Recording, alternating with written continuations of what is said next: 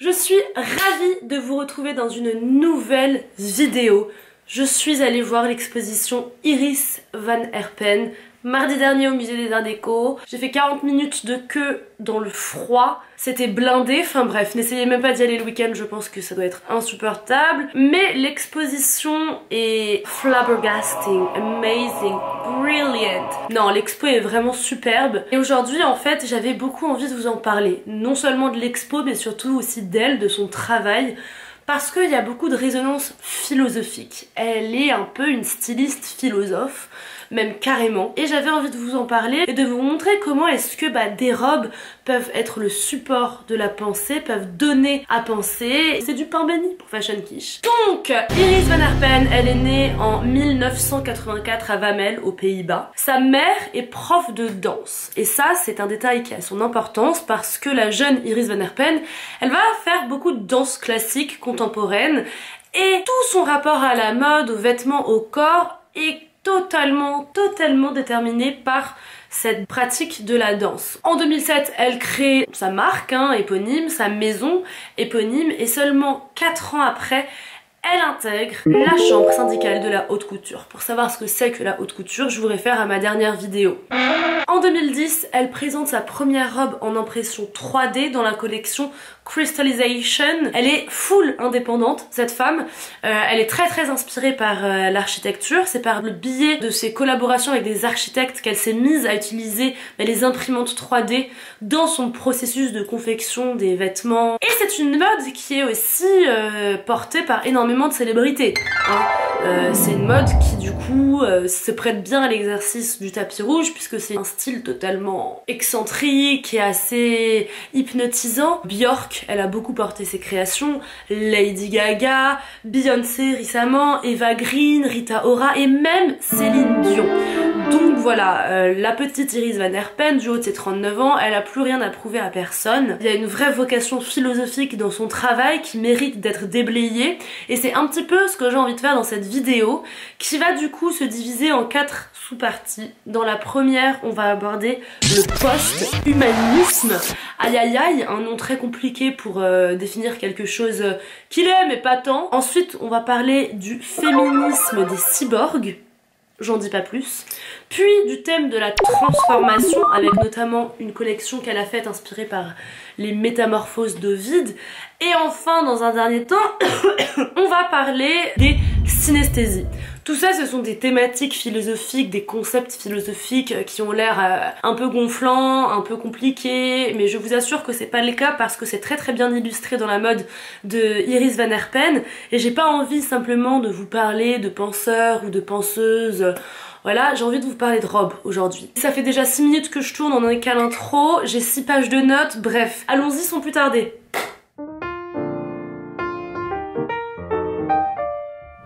Définir le post-humanisme, il faut d'abord revenir sur ce qu'est l'humanisme. Qu'est-ce que c'est que l'humanisme? L'humanisme, c'est un courant de pensée qui affirme que l'homme est la mesure de toute chose. Et ça, c'est l'humanisme de la Renaissance italienne. N'oublions pas Léonard de Vinci avec son petit croquis de l'homme pour pouvoir dessiner toute autre chose en fonction des mesures de l'être humain. Alors à l'époque, ce sont les philosophes, les artistes, les hommes de science qui définissent ce qu'est le sujet humain. Et pour eux, eh bien, le sujet humain n'est d'autre que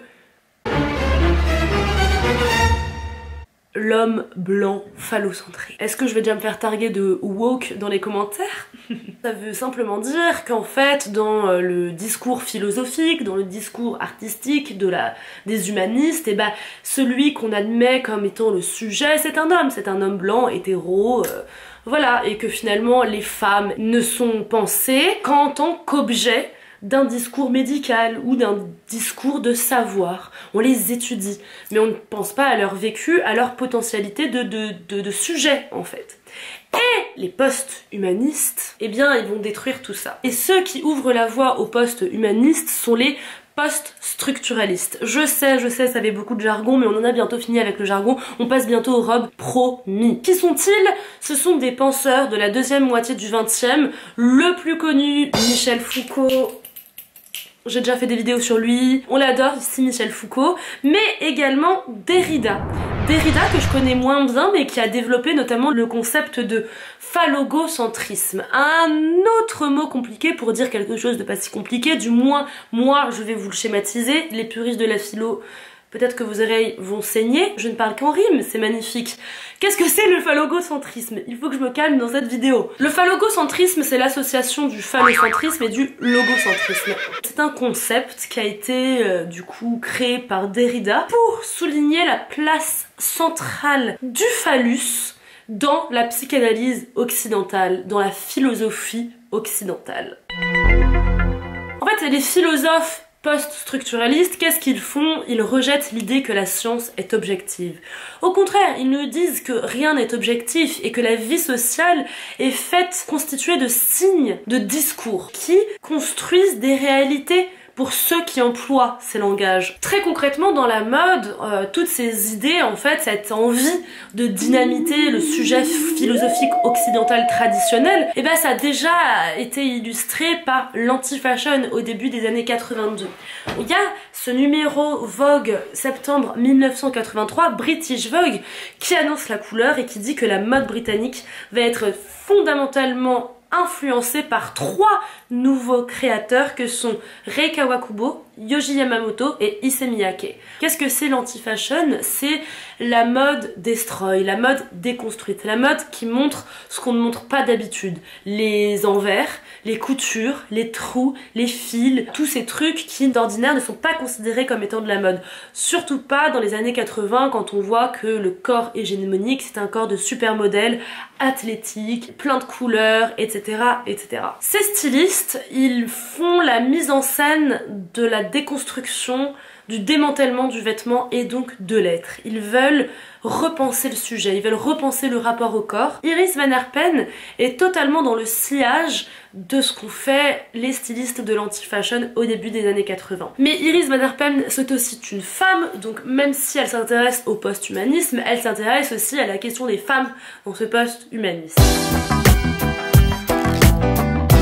Le cyberféminisme, c'est pas un truc très compliqué. C'est simplement une nouvelle manière de penser le féminisme après un certain manifeste du cyborg qui a été rédigé en 1985 par Donna Haraway. Iris Van Herpen, elle a lu ce manifeste, elle dit que Donna Haraway fait partie de ses lectures, elle est très inspirée. Donna Haraway, c'est une philosophe, une autrice de nombreux livres sur le féminisme, la biologie, et c'est la pionnière du cyberféminisme, mais aussi du post-humanisme. Donna Haraway, elle critique le féminisme traditionnel, qui selon elle s'appuie sur une vision essentialisante et binaire du genre. Et le manifeste s'achève sur ces mots: je préfère être cyborg qu'être déesse. Et ça, c'est un truc qui est hyper intéressant quand on regarde les robes Van Herpen, parce que oui, il y a quelque chose de totalement cyborg plus que de déesse. Elle réinvente l'idée de la beauté féminine, et même s'il y a quelque chose de fascinant, et on va y revenir, et en ce sens de typiquement féminin, il y a aussi quelque chose d'étrange, d'étranger à ce qu'on connaît, avec ces matériaux dont on ne sait rien, qui donnent une impression presque de créature en réalité. Et c'est là qu'on voit l'influence directe de ce texte sur l'œuvre d'Iris Van Herpen, parce que le cyborg, selon Donna Haraway, il éclate, il explose les binarités comme la machine, l'humain, l'homme, la femme, la culture, la nature, l'objet, le sujet, etc. Le cyborg, c'est un hybride, il condense toutes ces binarités, toutes ces dualités, n'existent qu'en fusion, en état de fusion. Et chez Iris Van Herpen, il y a vraiment quelque chose de cet ordre-là aussi. Quand on voit une robe Iris Van Herpen, on peut se dire waouh, c'est super délicat, c'est très fragile, c'est hyper beau. Et puis on va s'approcher et on se rend compte qu'en fait c'est un matériau très dur, que c'est du PVC, que c'est du plastique, que c'est quelque chose de fondamentalement pas noble, de fondamentalement dur, violent. Iris Van Herpen, elle veut aussi créer une forme d'hybride entre toutes ces dualités, avec l'humain, l'animal, avec des effets d'optique aussi qui floutent complètement les divisions entre ces genres. Donna Haraway, elle dit que la catégorie femme, c'est un peu un leurre. There is nothing about being female that naturally binds women. Il n'y a rien dans le fait d'être femme qui lie naturellement les femmes. C'est hyper fort d'écrire ça, notamment au regard des féminismes d'aujourd'hui, je trouve, qui mettent beaucoup l'accent sur la question de la sororité en fait, du fait de se sentir sœur, et donc de se sentir naturellement, même presque biologiquement liée. Et là où c'est encore plus novateur, et là où moi ça m'a vraiment... peut-être pas chamboulé, c'est peut-être un peu fort, mais ça m'a donné du grain à moudre, c'est quand elle dit que la seule ontologie qu'il peut y avoir d'une femme, c'est une non-ontologie. C'est l'expérience commune de savoir qu'on n'existe pas en soi et pour soi. La conscience d'être un non-sujet. En fait, ce que ça dit, c'est que la seule expérience véritablement commune à toutes les femmes et qui permet de définir ce que c'est que d'être une femme, c'est l'expérience des violences sexuelles. C'est le fait de ne pas pouvoir exprimer de refus, de ne pas pouvoir dire non. C'est nier la potentialité d'être de toute subjectivité. On ne peut pas être sujet si on ne peut pas dire non, si on ne peut pas se défaire de l'emprise du désir d'un autre en fait. Et elle le dit aussi en ces termes-là, que c'est la conscience de l'inexistence des femmes, sauf autant que produit des désirs des hommes. Page 159. Et ça c'est quand même assez fort de dire qu'en fait les femmes c'est une catégorie désuète qui n'existe pas, qui est essentialisante, et que le seul vrai point commun entre toutes les femmes c'est la potentialité un jour d'être agressée sexuellement ou violée. Le seul truc qui nous rallie toutes et qu'on a toutes en commun, c'est ça. Et cette idée en fait elle est retranscrite quelque part dans le travail d'Iris Van Herpen, même si elle l'a pas forcément verbalisé. Moi c'est une interprétation que j'en fais en tout cas, parce que quand on voit ces robes, et c'est quelque chose qu'on voit beaucoup aussi dans le musée, quand on entre dans une nouvelle salle, on est happé par ces robes. Il y a vraiment un pouvoir de fascination, qui est un pouvoir typiquement féminin, cette idée de charme, de mystère, d'envoûtement, avec le mythe de la sorcière, le mythe de la sirène, etc. Ce sont des mythologies typiquement féminines avec lesquelles Iris Van Herpen joue jusqu'à ce qu'on ait envie de toucher. Moi je m'approchais le plus possible du mannequin, jusqu'à limite pouvoir toucher. Et ça c'est un truc que j'ai entendu à plusieurs reprises de la bouche d'autres visiteurs de l'expo. Et pourtant, quand on s'approche suffisamment pour comprendre en quoi est fait ce bout de tissu, on se rend souvent compte que c'est des matériaux assez hostiles au toucher, qui n'ont pas forcément l'air si doux que ça. Iris Van Herpen, elle parvient du coup, je trouve, à un peu exprimer cette thèse de Donna Haraway dans le manifeste Cyborg, selon laquelle être une femme, ça ne veut rien dire d'autre que de n'être qu'en fonction du désir des hommes. Et en même temps, Iris Van Herpen, elle va dans la step plus loin parce qu'elle permet de dire maintenant qu'il y a ça, comment on fait? On les envoûte par nos super robes et puis après on fait quoi? Et peut-être qu'en fait après, on les pique avec des dards cachés. C'est un peu l'effet que me font ces robes. Si vous êtes intéressé par toute cette question-là, je vous conseille de regarder un peu les travaux des stylistes Anouk Wiprecht et Behnaz Farahi, des stylistes qui, comme Iris Van Herpen, utilisent beaucoup de nouvelles technologies pour leur création et qui ont créé pour l'une une robe araignée assez impressionnante et pour l'autre la caresse du regard, un espèce de haut qui ondule comme ça, c'est totalement cinétique, c'est totalement hypnotisant, qui sont aussi des discours sur le male gaze assez étonnants, assez intéressants. Pour parler de cette thématique de la transformation, je vais d'abord vous parler d'une collection, c'est la collection Automne-Hiver 2022, qui est inspirée par les métamorphoses d'Ovide. Dans cette collection, la dernière robe, donc la robe traditionnellement de mariée, c'est une robe qui s'appelle Daphné. L'histoire de Daphné dans la mythologie est liée à l'histoire d'Apollon, puisque Cupidon lui a tiré une de ses flèches pour lui démontrer son pouvoir, et donc il le fait tomber amoureux, fou amoureux, même obsédé de Daphné. Alors Apollon, il pourchasse Daphné, il la suit partout et elle en peut plus. Elle en peut plus, donc elle demande à son père, le dieu des rivières, de lui venir en aide. Elle est à bout quoi. Et son père, plutôt que de punir Apollon et de le transformer, je sais pas moi, en caillou, il transforme Daphné, sa propre fille, en laurier. Et le pire, c'est que ça ne suffit pas pour faire désenchanter Apollon. Apollon, il reconnaît Daphné sous sa forme de laurier et il est tellement obsédé encore par elle sous forme d'arbre qu'il prend quelques-unes de ses branches, qu'il les met sur sa tête, ce qui crée la couronne de laurier. Les métamorphoses d'Ovide, je ne sais pas si vous les avez lues, ne parlent que de ce genre de mythologie en fait. Des femmes qui se font pourchasser des hommes obsédés par elles et qui sont transformées en génisses, transformées en bout de bois. Et dans son défilé, Iris Van Herpen a un discours sur ce que c'est que la transformation de la silhouette de la femme, mais aussi de ce que c'est que la haute couture. Elle a une utilisation très très novatrice de la dentelle, qui n'est pas du tout romantique ou un peu vieillotte comme ça peut l'être parfois la dentelle. Au contraire, là c'est de la dentelle qui ressemble à des veines. Elle utilise également beaucoup de drapés, notamment avec la robe d'ouverture qui s'appelle Genesis et qui est absolument magnifique, qui est dans l'expo, qui est faite à partir de feuilles de bananier. Enfin bref, c'est un savoir-faire totalement étonnant.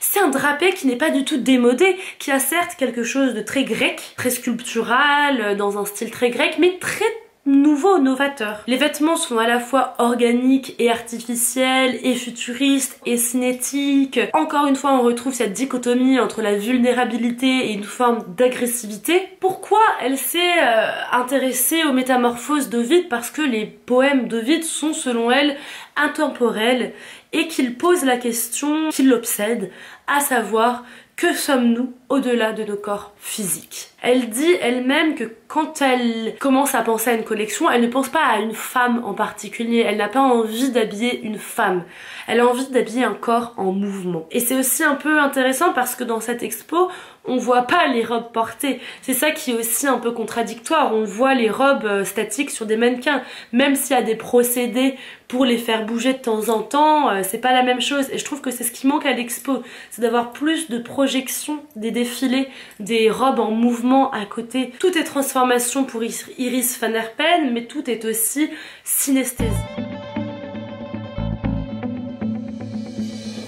Si on parle de concepts philosophiques depuis le début de cette vidéo et qu'on fait déjà un petit peu de la philosophie avec de la mode, ce qui est étonnant, c'est que quand on regarde les créations d'Iris Van Herpen, au contraire de Rei Kawakubo et de tous ces créateurs de l'anti-fashion dont je vous parlais au début de la vidéo, sa mode, c'est pas une mode forcément d'intello, je trouve. C'est pas une mode chiante. Je veux dire, quand on connaît pas la mode et qu'on regarde les défilés de Yohji Yamamoto, on peut être un peu perplexe. La mode d'Iris Van Herpen, c'est une mode quand même exubérante, quand même généreuse. Et pourquoi? Parce que c'est une mode sensorielle. Iris Van Herpen, c'est pas une créatrice qui dessine. Elle a des gens qui dessinent pour elle. Elle, son premier contact avec sa future collection, c'est la matière.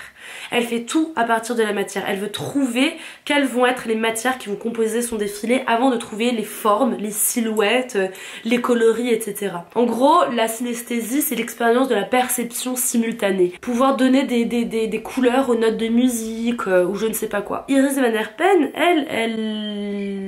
Alors comment on dit? On souffre pas de synesthésie parce que ça doit être assez génial, mais elle est douée de synesthésie. C'est ce qu'elle essaie de retranscrire dans ses créations, notamment grâce au mélange des techniques traditionnelles, comme je le dis depuis le début, à savoir le plissage à la main, le drapage, la broderie, qui rencontre l'utilisation de l'imprimante 3D, la découpe au laser, la découpe au jet d'eau, etc. Ça fait qu'on ne sait plus qu'est-ce qui est issu de quoi, qu'est-ce qui est issu d'un savoir-faire traditionnel, qu'est-ce qui est issu d'une nouvelle technologie. On a du mal à discerner quelles sont les matières qu'elle utilise en fait. Et d'ailleurs, il y a un article du Monde qui dit qu'il n'y a pas de nom pour les matières que fait Iris Van Herpen.